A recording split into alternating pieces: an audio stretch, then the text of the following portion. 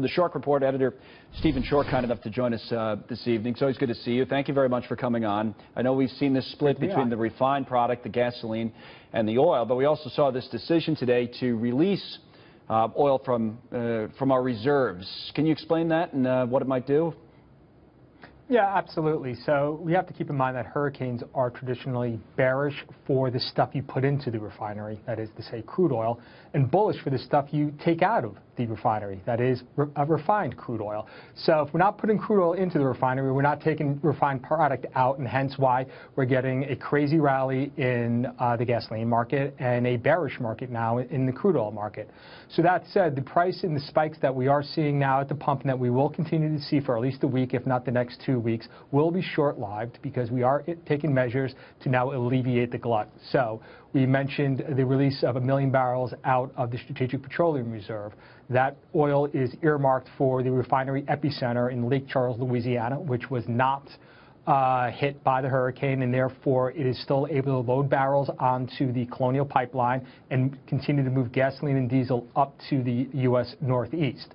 So that said, we still have a situation where we have a tremendous amount of crude oil. And let's keep in mind, we've knocked out a third of the refining capacity in the largest refinery epicenter in the country. Right. We also have the situation where we move a tremendous amount of oil down from the middle of the country, that is Bakken crude oil from North Dakota, Canadian crude oil, so forth, that's coming into Houston. But we don't have the refinery capacity that we did a week ago. And more importantly, we don't have the export markets because the ports are still closed. Right. So we're in the process of building the glut in crude oil, which again will continue to be bearish for that market, but in the near term, bullish for the outputs of the refinery. All right, good explanation. It all makes sense for everybody following along. And we did see, as you were speaking, we showed some charts. We're showing oil now, but we had gasoline prices. We saw a big spike today, right? And we've seen a big spike all week, but in particular today, let me go back to that point you made about this Colonial Pipeline. I was speaking to our friend Phil Flynn about it about this time last night, and he said, yeah, that's something we really have to watch. And subsequently we did see, and we have a map of it we're showing now, of the number of pipelines that'll bring this product, as Stephen's talking about, from the Gulf up, in many cases, to New Jersey or even here to New York Harbor, say. That we found out, you know, they were closing parts of it, and then they said east of Lake Charles, I believe they're operational. To the best of your knowledge, the update on that pipeline is what tonight? That is correct, and I just checked the Colonial Pipeline website, so anyone else could go onto that and find out. So the Colonial Pipeline connects with 13 refineries in the Gulf Coast.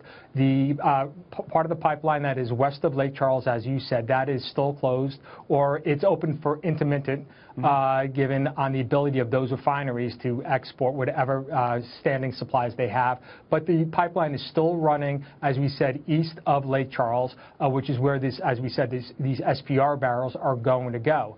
You also referenced the spike in gasoline prices today. Right. Tremendous spike.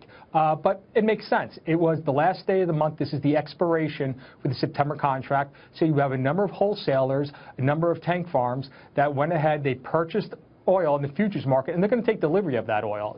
So if they cannot get the oil off the Colonial Pipeline, someone's going to have to make delivery of that gasoline diesel fuel in the New York Harbor area over the next 2 weeks. So again, once again, we're taking measures to mitigate. I also like to point out, and this is a fun thing to do, if you look at the last 2 weeks and you see the spike in gasoline prices that we've seen over the last 2 days on the New York Mercantile Exchange, if you take the same 2-week period this time in 2005, right after Hurricane Katrina, and if you overlay those two charts, they're the exact same chart. And so we're getting the spikes exactly. So the whole thing is, you used the term short-lived earlier. I got to go time-wise. We have to get to a commercial, unfortunately, with the breaking news. So this real quick. So the prices do what? They spike up a little bit. How much? And then they come back, right? Pretty quickly? Yes. Absolutely. So 20 to 40 cent spike in retail will last about 2 weeks, I suppose. But by the end of September, barring not, we don't see another hurricane, we'll be right back to where we started from a week ago. Big if on the other hurricanes, because we're following a few of those as well. Stephen Schork, thank you, sir.